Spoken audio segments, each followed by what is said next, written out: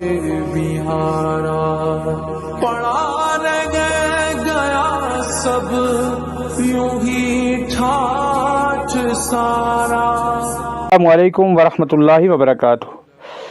ناظرین و سامعین، آج کا سانحہ جس نے جموں و کشمیر کی ہر آنکھ کو آبدیدہ کر دیا ہے،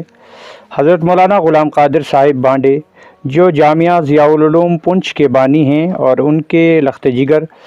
بروز سوموار وادی کشمیر کے سورا میڈیکل کالج میں دل کا دورہ پڑنے سے مالک حقیقی سے جا ملے، جنہیں براستہ جموں سرزمین پونچھ پہنچایا گیا، جہاں بروز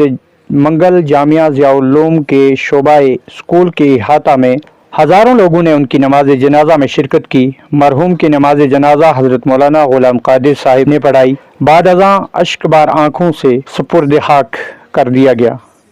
اور یوں باغ غلام قادر کا ایک سادہ شریف النفس، بردبار، مدبر، صبر شکر کا پیمانہ انسان اپنی زندگی کے سفر کو خیر باد کہہ کر ہمیشہ ہمیش کے لیے اوجل ہو گیا۔ نماز جنازہ میں جموں کشمیر کے وزیر اعلیٰ عمر عبداللہ بھی شامل ہوئے۔ ان کے ہمراہ محکمہ امور صارفین و دیگر امور کے ریاستی وزیر Javed Ahmed Rana, M L A Haveli Ejaz Jan, Chaudhry Riaz Bashir Naz, Chaudhry Abdul Ghani, سابق M L A Haveli Jahangir Hussain Mir کے علاوہ متعدد سیاسی و سماجی شخصیات شریک ہوئے، جبکہ ضلع بھر کی مختلف ملی و فلاحی تنظیموں کے رہنماؤں، راجوری، پونچھ، جموں اور وادی کشمیر سے آئے ہوئے علماء کرام، ذمہ داران مدارس کی بھی بڑی تعداد شریک ہوئی،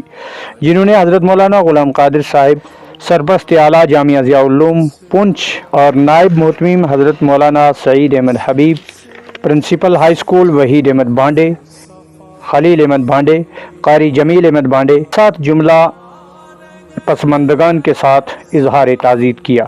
اور مرحوم حافظ عبدالرشید عرف شبو بھائی کی مغفرت و بخشش اور درجات کی بلندی کے لیے دعا کی، اور اپنے اپنے پیغام میں سوگوار خاندان کے ساتھ برابر کی شرکت قرار دیا۔ یوں تو آئے ہیں سبھی جانے کے لیے، اس قدر تیز قدموں سے جانا غمزدہ کر گیا۔